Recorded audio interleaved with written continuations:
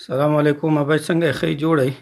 وعلیکم السلام په خیر راغلی خیرت دی طبعه ښه ده څنګه یې ته خیر دی غواړو تاسو ښه اوسئ په خیر راغلی اوسه څنګه د خیره مرستیا خو به دې ښه انشاءالله او خدا ها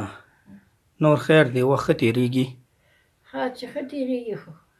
ها دغسې یې دی نو واډې اورېده ها چې ځئ مه بېدسته ها د کار او د ژوند نه نه وتلی یم لاس مې په دې حال دی ښه دا ټول وګورئ او خالق تعالی دی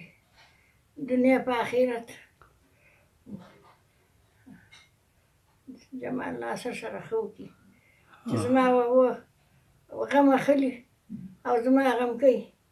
زه یې دعاګو یم خدای دې ورته ډېر او تېر ورکړي امین بس دعا ورته کوه چې ستاسو دعاګانې به الله قبول کړي تاسو لرې خدای توبه قبوله کړه ښه چې تر چې ستاسو دغه نه وي مرسته نه وي دغه نه وي تا ویلې ما ویلې نه وي زه خو سپی خوړلی وم ما که وایي چې دا الله دې نه کړي بس الله دې تا ښه لري مشکل نشته دی هر څه به الله کوي د خیره ډېر زه به خرابه یم که د خالد جمال خو د غریبو لاسنیوي خدای دې ورسره دغه کوي بس ټولو پروردګار دې چې چېرته ښي خدای دې وله ورکړي امین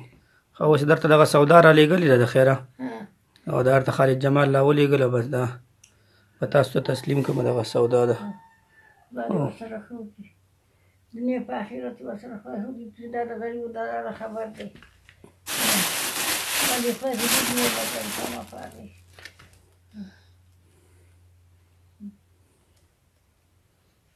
او زوی ته به داسې چل وکړي که ته به وله ووایې بس خبرې دی اورې همدې کې ورته وکړه او 400 ورته وې سودا یې درته لېږلي بس څه چې پیغام ورته لري ورته ووایه زه دا پې مقام لرم ښه چې زه ډېره بتله یم لاس وخت پې مې کار نه کوي او د دغه هغې مینهداره یم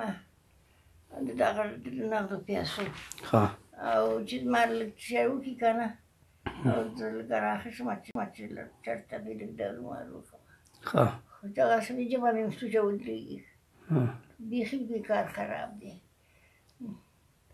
نو پاک پروردګار دې ورسره ښه وکړي بچي دې خدای لري دنیا په آخرت دې ورسره خدای ښه وکړي چې د خور د زړونو خبر دی خدای دې ورسره ښه وکړي او د ایمانه سره دې ولاړ څه خدای پور معمول ورکړه په ایمان کې دې خدای پټ کړه په ډېرو شتو کې دې خدای پټ کړه زما د لاسه به نور څه شي وشي صحیح شو سما د خیر وشي الله دې تا هم ښه کړي او دغه دعا کوه دویه ډېره بدبختي مه کنه دا الله به خیر کړي صحیح شو